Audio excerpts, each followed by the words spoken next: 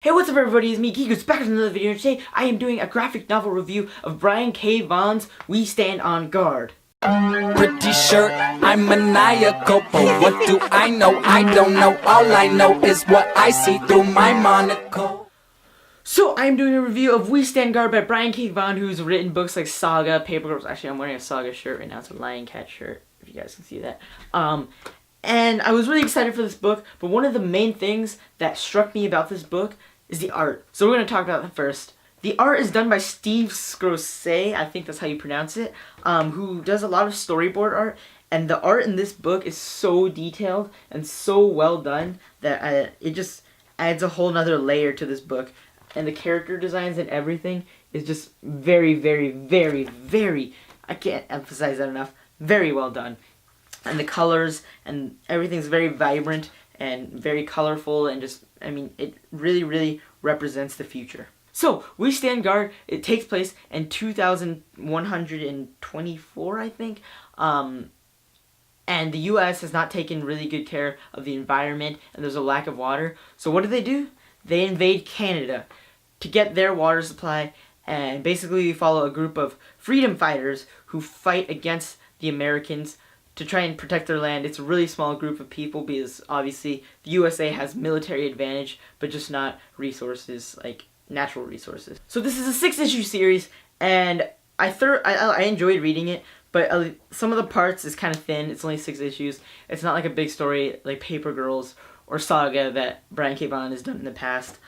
So some of the characters are kind of thin, and some of the plot points are kind of thin, but overall it was a very enjoyable read. I'm not going to spoil anything, but the freedom fighters were probably my favorite part of the book, even though we didn't get to spend too much time with some of them.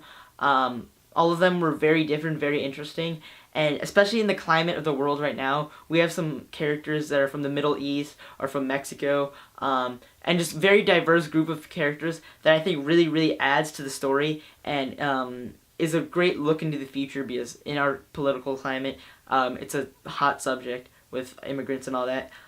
So I think that having those characters be from these places is just another emotional and another backstory plot that, it's not a plot, but it's just a plot point that I think really, really adds to the whole future and how we should see the future. Bringing it back to the comic, some battle scenes that we see in here are really, really cool and executed well done. A lot of the art plays a lot into this. I mean, these spaceships look really, really cool. They're not even spaceships, but they're like flying battleships and places that are trying to, like, they're like sort of like helicarriers in a way.